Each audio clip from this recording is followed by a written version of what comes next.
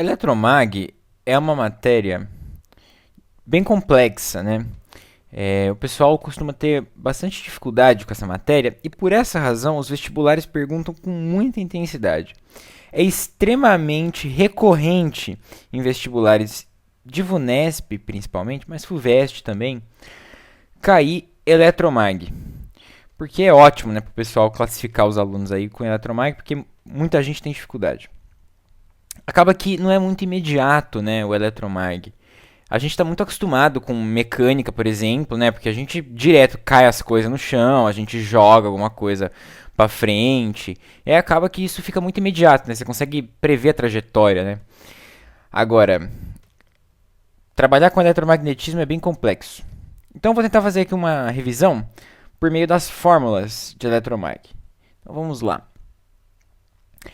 Acho que a primeira fórmula é a mais importante. Para o laranja aqui. Primeira fórmula e mais importante é essa aqui. A força magnética é igual à intensidade do campo magnético vezes a intensidade da carga da partícula vezes a velocidade. Essa aqui acho que é a fórmula primordial do negócio. Usa bastante isso aqui. Tem uma outra também que é decorrência dessa fórmula aqui. Acho que depois eu vou gravar um vídeo deduzindo isso. Que é B vezes I, que é corrente, vezes L, que é a distância do fio. Isso aqui é para você calcular a força magnética na carga. Carga. E essa aqui é para você calcular no fio. Então, um fio que está passando corrente, você calcula assim, tá? Isso aqui é o tamanho do fio. Esse L aqui, né? O tamanho do fio.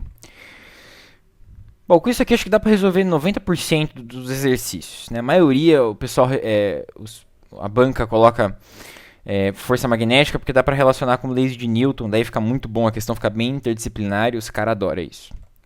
Tem uma outra fórmula que também é importante, que é essa aqui, ó. A força eletromotriz induzida é igual à variação do fluxo magnético, que é o ΔΦ, sobre ΔT. Se você tiver com dificuldade para entender o que é a força eletromotriz induzida, o fluxo magnético, o tempo é bem evidente, né? Se você tiver com dúvida a respeito disso, dá uma pesquisada aí no YouTube, alguma aulinha sobre força eletromotriz induzida, né? Que daí dá para você entender certinho e depois você volta aqui para ter esse panorama geral das fórmulas. Então com essas duas aqui, acho que dá para você resolver tudo praticamente, né? Especialmente se você não for ter uma prova específica. Se você for resolver só a primeira fase, isso aqui está mais que suficiente. Agora, às vezes acaba aparecendo alguma coisa mais complexa. E eu vou colocar as fórmulas aqui. Primeiro é o seguinte, às vezes cai pergunta relacionada com espira, né? Uma espira é isso aqui. Nossa, espira tá ridícula. Isso é uma espira. É um fio redondo, tá? Pode ser assim também, né? Um fio redondo, um fio circular. Ou pode cair também o solenoide, que é um monte de espira. Aí é um monte de espira, igual uma molinha. Pensa numa molinha aí, um monte de espira junto assim. E para isso você tem que saber você não precisa saber a fórmula, mas é bom saber as proporções. Então, primeiro é o seguinte. Numa espira, então vou pôr aqui uma espira. Isso aqui é uma espira. Ela tem esse raio aqui, ó. Esse é o raio da espira. A intensidade, supondo, né, claro, que ela tá passando uma corrente, tem que pôr aqui a corrente, né? E a intensidade do campo magnético no interior dessa espira é B, tal que B é igual a essa constante aqui, μ0, que é acho que 4 vezes 10 a menos 3, um negócio assim. Ele dá a constante na prova. Vezes I sobre 2R. Tá? Isso na espira. Às vezes cai também, o cara te dá um fio, e aí ele quer saber a intensidade do campo criado em um certo raio. Então isso aqui é um fio, tá passando uma corrente aqui, ó. Também. Aí ele quer saber quanto que é a intensidade do campo magnético aqui nessa região. tá, não é no centro, né? Aqui era no centro. Vou até pôr aqui, ó. Fazer aqui a regrinha. Aqui o campo tá entrando, né? Tá entrando aqui. Aí ele quer saber a intensidade do campo aqui. Que vai ser mais ou menos... O campo vai ser circular aqui, né? Tem vários... Esse aqui é o campo magnético, né? B. Vai ser B tal que B é igual a μ0, né, vezes I, aí sobre 2πr. Aqui, se você não quiser fazer muito capricho, você pode só decorar que o campo é proporcional à corrente e inversamente proporcional ao raio. Tá? Pode decorar assim também, não vai ter tanto prejuízo. Normalmente as questões envolvem proporcionalidade. Então, eu quero aumentar o campo no interior da espira. O que eu faço? Aumenta a corrente. Né? Diminui o raio também, você pode fazer. Enfim. E por fim, é a intensidade do campo no solenoide. Então tem um solenoide aqui, no interior do solenoide, tá? E passa um campo, vou fazer assim, então, estou fazendo a regra da mão direita aqui com a minha mão. Então o campo vai fazer assim, ó, porque eu vou pôr a corrente aqui, ó.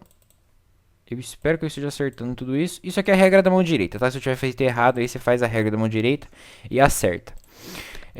Bom, vai ser B tal que B é igual ao número de espiras sobre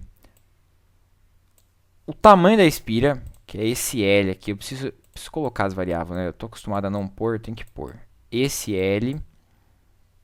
Número de espiras é óbvio, né? 1, 2, 3, 4, 5. Aqui tem 5. Vezes μ0 vezes I. Tá? Essa é bastante importante. Eu acho que se for decorar, decora essa aqui, ó. Decora essa. Essa é a mais importante. É importante salientar que isso aqui, N sobre L, também é conhecido como densidade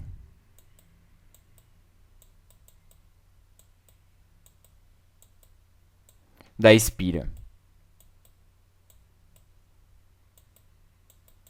Ou densidade linear também.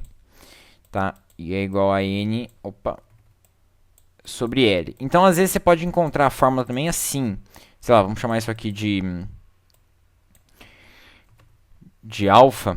Essa densidade. Estou usando uma variável que eu inventei aqui, alfa, né?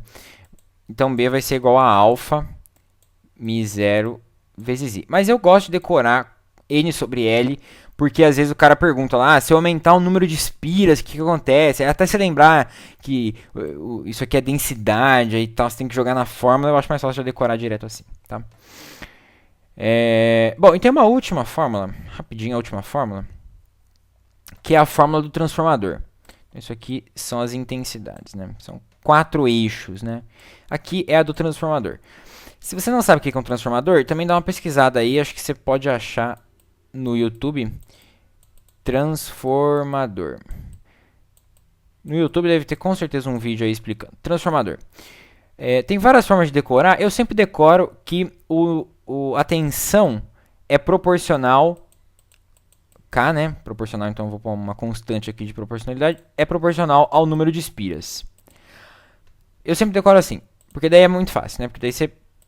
precisa saber a relação entre os dois, né? Porque o transformador é sempre assim, né? Ele tem... Vou desenhar aqui um transformador. Ele tem aqui uma espira. Aqui ele tem uma outra espira.